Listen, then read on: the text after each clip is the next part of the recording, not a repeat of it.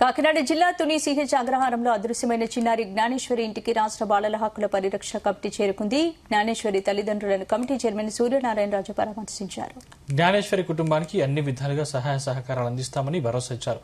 15 రోజుల నుండి ప్రభుత్వ యంత్రాంగం అలుపెరగని గాలింపు చర్యలు చేపట్టిందన్నారు. గాలింపు చర్యలపై ప్రతిరోజు అధికారులతో సమీక్ష సమావేశం నిర్వహిస్తున్నామని తెలిపారు. జ్ఞానేశ్వరి క్షేమంగా ఇంటికి చేరాలని ప్రతి ఒక్కరూ కోరుకుంటున్నారని, త్వరలోనే జ్ఞానేశ్వరి క్షేమంగా ఇంటికి చేరుతుందని ఆశాభావం వ్యక్తం చేశారు.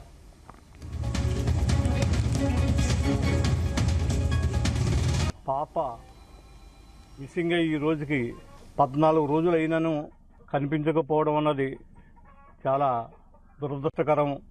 ఈ పాప మిస్సింగ్ గురించి యావత్ ప్రపంచమంతా కూడా దిగ్భ్రాంతి చెంది ఉన్నది.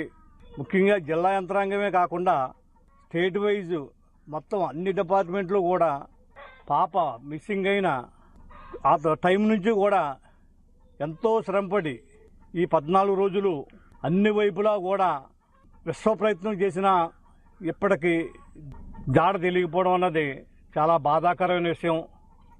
అయితే ముఖ్యంగా మనం ఒకటే భావించవలసి వస్తుంది, ప్రతి వ్యక్తి కూడా పాప బతికే ఉంటుంది వస్తుంది అనే అందరూ స్టేట్ వైజ్ ప్రజలందరూ కూడా ఆశిస్తూనే ఉన్నాం.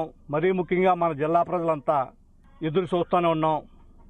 మాకు కూడా ఈరోజు మా సీనియర్ నాయకులైనటువంటి డాక్టర్ పాండురంగారావు గారు కూడా ఆయన ఎంతో శ్రమకూర్చి మాకు కూడా ఇక్కడికి వచ్చి ఈ బాధాకరమైన విషయంలో పాల్పంచుకోవడం, ఇది తొందరలో జాడ తెలుస్తుందని మేము ఇక్కడికి వచ్చిన తర్వాత కూడా ఎక్కువగా ఆశిస్తున్నాం. శంకర జ్ఞానేశ్వరి పాప గత 10 రోజులుగా 10 రోజులు అయింది కదా, 14 రోజుల నుంచి ఆచూకీ కనపడకపోవటం, దీని మీద ఇప్పటికే మా కమిషన్ తరపున జిల్లా యంత్రాంగానికి, జిల్లా పోలీస్ అధికారి వారికి ఇక్కడ ఏ విధంగా మీరు ఆ పాప ఆచూకీని తెలుసుకోవటంలో ఎటువంటి చర్యలు తీసుకుంటున్నారు అని ఇప్పటికే మేము వాళ్ళని అడగటం జరిగింది. అలాగే ఈరోజు స్వయంగా అసలు ఏ విధంగా జరుగుతుంది ఏంటి అన్నది పరిశీలించడం కోసం మేము ఇక్కడికి రావటం జరిగింది. అధికారులు, పోలీసు అధికారులతో కూడా మాట్లాడటం జరిగింది. ఇప్పటికే కేంద్ర రాష్ట్ర బలగాలు కానీ, లోకల్ పోలీస్ వాళ్ళు కానీ సుమారుగా 120 మందికి పైగా వివిధ రకాల డ్రోన్లతో ఆచూకీ కోసం ప్రయత్నాలు చేస్తూ ఉన్నారు.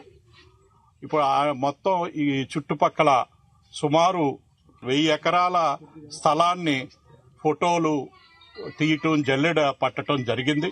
ఇప్పటి వరకు దురదృష్టవశాత్తు ఆచూకీ తెలియలేదు.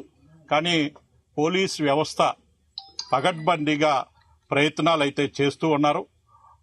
రాబోయే రోజుల్లో వీలైనంత తొందరగా ఆ పిల్ల పాప ఏ విధంగా తప్పిపోయింది అన్న విషయాల్ని తెలుసుకునే ప్రయత్నం చేస్తూ ఉన్నారు.